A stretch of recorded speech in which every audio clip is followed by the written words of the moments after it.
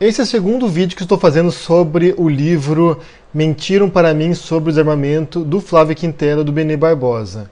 O primeiro vídeo que eu fiz falava sobre o Estado e o desarmamento, e nesse segundo vou falar sobre para que servem as armas, qual é o propósito das armas. Porque a defesa que eles fazem no livro, ao longo de todo o livro, é que a arma tem um propósito defensivo. Isso nas mãos das pessoas de bem, né? Porque na mão dos criminosos tem um propósito ofensivo, mas nas mãos das pessoas de bem elas servem para autodefesa, para se proteger dos criminosos, dos bandidos, dos agressores. E eu vou citar aqui uns trechos do livro para vocês verem qual é a defesa deles e depois analisar esse ponto. O erro conceitual mais grave e mais comum a respeito das armas é que elas só servem para matar. As pessoas que lutam pelo controle e banimento das armas simplesmente ignoram o fato de que qualquer arma pode ser usada de duas maneiras, e não apenas de uma. Existem os usos ofensivos e existem os usos defensivos. Então a gente vai analisar agora, primeiro, para que servem as armas, para que elas foram criadas, qual é o propósito das armas, e para depois analisar se elas realmente servem como ferramenta de autodefesa. Então, vamos pensar nas armas de fogo, né? A gente poderia começar lá na pré-história, falando sobre as lanças, né? as pontas de sílex, falar sobre as armas de caça, mas vamos pular para as armas de fogo, porque é o tema aqui. Eu acho que, no caso das armas de fogo, ainda é mais claro o propósito das armas. As primeiras armas de fogo, né? As primeiras armas de pólvora, né? Com pólvora, foram feitas na China, no século X, e depois foram se desenvolvendo, chegaram no Ocidente e se tornaram armas de guerra. O propósito da arma de fogo é uma arma de guerra, ou seja, uma arma de destruição, uma arma para matar as pessoas. Para falar sobre a guerra, né, eu vou citar aqui o livro do Carl von Clausewitz, que se chama Da Guerra. Esse livro foi o principal livro de estratégia de guerra. Ele era a referência principal para generais, para teóricos da guerra no século XIX, até que veio o século XX com um novo tipo de guerra que alterou totalmente as regras da guerra. Então, no século XIX, né, quando você tinha tropas que se enfileiravam no campo de batalha, uma tropa contra a outra e atiravam, e quem vencesse ali venceu a batalha, isso não existiu mais no século XX. No século XX havia guerra urbana, né, tropas invadindo cidades, matando civis. Era um outro estilo de guerra que tornou obsoleto o livro do Clausewitz. Mas durante o século XIX, as guerras com arma de fogo, com mosquetes, com fuzis, a teoria do Clausewitz era muito importante. Então diz o seguinte, o Clausewitz: a invenção da pólvora e o aperfeiçoamento constante das armas de fogo são suficientes em si mesmo para demonstrar que o avanço da civilização não fez nada prático para alterar ou desviar o impulso de destruir o inimigo, que é o fundamental à própria ideia da guerra. Citação do Clausewitz. Ou seja, para o Clausewitz, a ideia da guerra, né, a ideia de uma tropa enfrentando a outra, é destruir o inimigo, matar o inimigo e tomar controle dos recursos dele. É claro que em uma guerra geralmente há um agressor e um defensor, né? Então, quando a gente pensa em armas de guerra como instrumentos de defesa, esse é um sentido derivado da arma. O primeiro objetivo, primeira intenção é matar, é destruir. Depois há um sentido derivado, que é o sentido de defesa. Como há um agressor, alguém que defende, então há uma relação de ataque e defesa, é um sentido derivado. A pessoa precisaria das armas, no caso de uma guerra, para se defender do agressor. E depois eles comparam com os carros, que os carros também podem matar, embora não seja feito para isso. O que é uma comparação totalmente esdrúxula, né? Porque o propósito do carro não é matar ninguém, o propósito do carro é levar você de ponto A ao ponto B. Então, se acontece uma morte num carro, se um carro atropela alguém, é um problema, é um desvio do uso. Não é um dos propósitos possíveis para o carro, é um acidente. Para sabermos se essa afirmação de que as armas têm esse sentido defensivo, para que elas servem, como as pessoas utilizam as armas no dia a dia, né, na vida cotidiana delas, a gente precisaria saber quais são as causas dos homicídios no Brasil.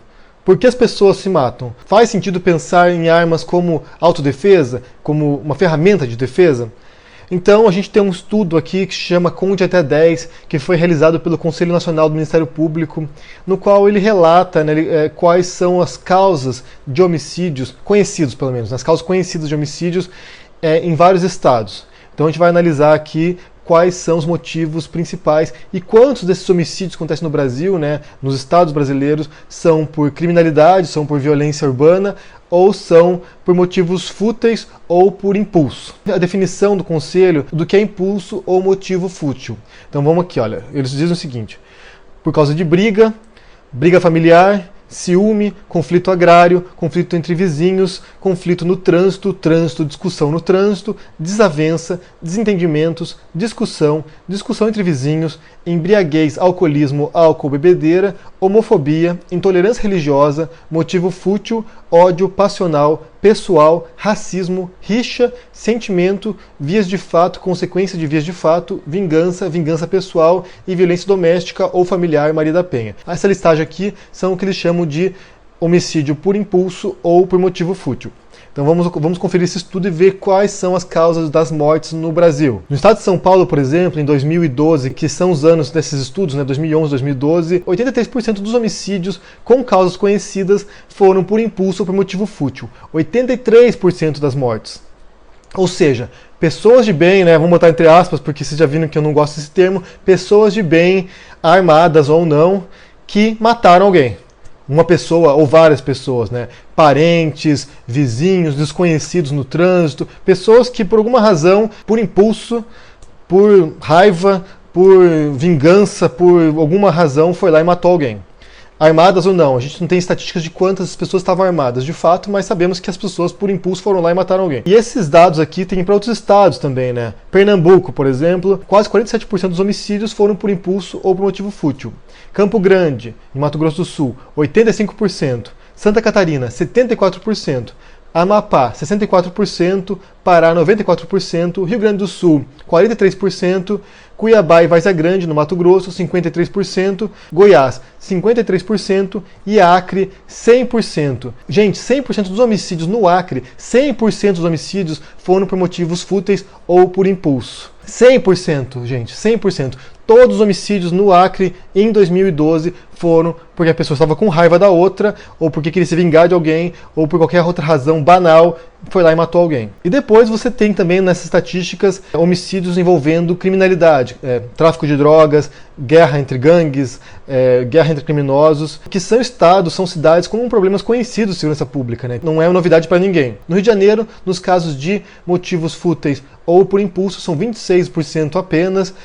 Em Salvador são 25%, Maceió 35%, Vitória no Espírito Santo 32%, Distrito Federal 23% e no Paraná 23% também. E como a gente sabe, de acordo com o Atlas da Violência de 2018, nos casos que envolvem criminalidade, a vasta maioria desses casos são guerras entre quadrilhas, são guerras entre facções, ou seja, boa parte dos homicídios que acontecem nessas regiões por causa de crime tem a ver com guerras entre facções, entre criminosos, e os mortos são pobres, negros e criminosos, e usuários de droga. É claro que também há vítimas inocentes, vítimas civis que não estão envolvidas com isso, mas a vasta maioria desses casos envolve pobres, negros e criminosos. Como sempre, eu vou deixar aqui os estudos aqui embaixo, os links para esses estudos, tanto para o Conte Até 10 quanto para o Atlas da Violência, para você poder conferir esses dados e verificar, porque são dados oficiais, registrados, que informam essas estatísticas. Não é nenhuma invenção da minha cabeça, nenhuma invenção de percepção, eu acho que é assim, então está aqui. Prosseguindo, citando o livro do Beni Barbosa e do Flávio Quintela, o segundo tipo possível de uso para as armas, raramente noticiado, é o uso defensivo, que é justamente a razão de qualquer cidadão querer ter um armamento letal em casa. Quantos casos de homicídios e latrocínios não poderiam ter sido evitados se a vítima tivesse acesso rápido a uma arma? É a pergunta que eles levantam. Jamais teremos esse número disponível, pois seria um exercício de mediunidade e não uma averiguação científica. E eles prosseguem nessa teoria de arma como uso defensivo, mas as evidências e as pesquisas e os casos documentados mostram, sem sombra de dúvida, que a presença de uma arma nas mãos da vítima aumenta consideravelmente sua chance de sobrevivência, mesmo quando ela tem de se engajar no confronto direto. Estudos mostram que uma vítima armada que reage tem o dobro de chances de sobreviver do que uma que adota a postura de submissão e restrita ao criminoso. Eu queria saber quais são esses estudos, porque eles não apresentam as fontes, eles não indicam qual estudo fala isso, qual estudo apresenta essa estatística. Pelo contrário, os estudos que existem, e há um estudo do FBI, por exemplo, a gente não tem esses dados no Brasil, mas tem no exterior, tem nos Estados Unidos. Um estudo do FBI e do National Crime Victimization Survey apresenta que em apenas 0,8% dos crimes violentos, a vítima, mesmo armada, usa a arma para se defender ou para ameaçar o bandido. 0,8%. E há um outro estudo do Departamento de Justiça dos Estados Unidos que fala sobre violência com armas de fogo, e eles apontam que entre 2007 e 2011 houve 235.700 casos nos quais a vítima usou uma arma de fogo para ameaçar ou atacar o agressor. Isso representa mais ou menos 1% de todos os casos de crimes violentos nos Estados Unidos, durante 5 anos. Nesses casos aí, cerca de 44% das vítimas não reagiram. A pessoa veio lá, o criminoso, né, e elas não reagiram. Mesmo armadas, elas estavam armadas, o criminoso veio, elas não reagiram, não fizeram nada. 1% atacou ou ameaçou o agressor com a arma de fogo que ela tinha. 22% atacou ou ameaçou a pessoa sem arma. Por exemplo, esmurrou ou chutou. Ela estava armada, mas ela reagiu sem usar a arma. E 26% usou métodos não confrontacionais, ou seja, ela gritou, saiu correndo, se escondeu, mesmo estando armada. Então a gente está falando de dados de pessoas armadas, que estavam com arma, com porte de arma, e elas não reagiram usando a arma. Apenas 1% usou a arma para se defender ou para ameaçar o agressor. Nesses casos, quando a pessoa estava armada, o agressor também estava armado em 32% dos casos. Em outros 63%, o agressor estava com uma arma inferior, né, uma faca ou desarmado. Ou seja, mesmo alguém vindo com uma faca ou desarmado, a pessoa armada não usou a sua arma para ameaçar o agressor ou para se defender. Já quando se trata de crimes de propriedade, né, apenas 0,1% das pessoas usaram as armas para se defender. É claro que em boa parte dos casos, em 85% dos casos, a vítima não estava em casa, então os bandidos entraram na casa, roubaram o carro, roubaram alguma coisa, e a vítima não estava lá. Mas em todos esses casos, apenas 0,1% reagiu usando a arma. E não existe dados para o número de vítimas de homicídio que tentaram reagir. Então a gente não sabe se as pessoas que morreram num caso de homicídio, se elas tentaram reagir usando a arma. A gente não sabe isso. Mas nos casos que foram registrados, que foram relatados, que há boletim de ocorrência, menos de 1% das pessoas reagem com sua arma. Prosseguindo citando o livro deles, né? Em Israel, com todas as ameaças de homens-bomba e atiradores suicidas, o país tem índices de mortes violentas muito mais baixos do que os brasileiros. E isso está intimamente relacionado com a presença de armas nas mãos da população civil. De onde eles tiraram essa conclusão? De onde eles tiraram a conclusão que lá tem menos crimes, menos mortes, porque as pessoas estão armadas? Eu não sei, como eu disse no outro vídeo, correlação não é causação. Eles têm que ter alguma estatística de fato que apresentasse, que justificasse isso. Pode ser que tenha a ver com isso, pode ser que não tenha nada a ver com isso. Então, não sabemos. Nos casos brasileiros, é quase sempre um policial fora do horário de serviço que acaba agindo, pois são raríssimos os casos em que um civil possui o porte legalizado de uma arma de fogo. E talvez porque também o policial é alguém treinado, alguém que convive diariamente com situações como essa. Então é alguém que tem o sangue frio, o treinamento, que sabe como reagir numa situação como essa, que usa arma de fogo para isso. Porque como vocês viram no caso dos Estados Unidos, né, onde a população está armada até os dentes, né, a gente viu que apenas um percentual muito baixo reage. Eu acho que nesse caso apenas quem sabe fazer isso, quem é treinado para isso, que consegue numa situação de agressão, consegue ter o sangue frio para reagir. Boa parte das pessoas, você aí, se você não for um policial, provavelmente se vier alguém armado para te roubar, você não vai reagir mesmo, porque é uma questão instintiva do ser humano, é uma questão psicológica, né? Boa parte das pessoas foge ou se esconde ou não reage. Prosseguindo com o livro, numa pesquisa realizada em janeiro de 2014 sobre eventos de tiroteios múltiplos, onde pelo menos 2 vítimas são feridas ou mortas, o FBI constatou que numa amostra de 104 incidentes, 49% foram parados por civis armados antes da chegada da polícia. É engraçado porque ele apresenta uma fonte ali, né? Você pode ver que tem uma fonte ali, né? Que seria um dado que ele vai apresentar. Mas ele não apresenta a fonte. O que ele explica é que no Brasil o órgão que mais se assemelha ao FBI é a Polícia Federal. Eles não apresentam o estudo, eles não apresentam esse dado. Eles mencionam uma pesquisa ali, né, realizada, mas eles não apresentam o link para essa pesquisa. Qual é essa pesquisa? Como saber se essa pesquisa está fundamentada ou não? Eles não apresentam isso. Prosseguindo, vale ressaltar o caráter nivelador das armas. Elas permitem que o mais fraco se defenda do mais forte de uma maneira que seria naturalmente impossível. Quanto mais relativamente frágil for o portador da arma, mais vantajoso será o uso. Ao contrário do que dizem os defensores do desarmamento, e ao contrário do que é alardeado pela mídia e pelo governo, a sociedade fica mais segura quando as pessoas têm armas, e mais segura ainda quando elas podem carregar suas armas consigo. Como a gente viu, essa é uma falácia, essa é uma mentira que não está fundamentada nas fontes, né? As pessoas tendem a não reagir, mesmo armadas, e no primeiro caso, na primeira afirmação, também não há como justificar isso.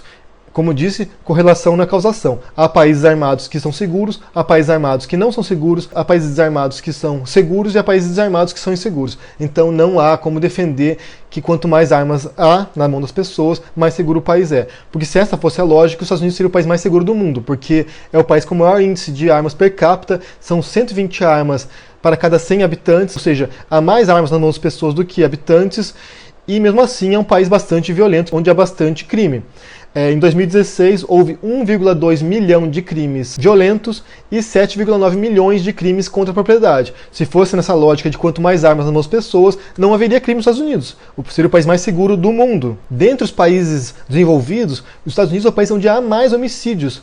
Ou seja, não há nenhuma relação entre ter armas e ter mais segurança.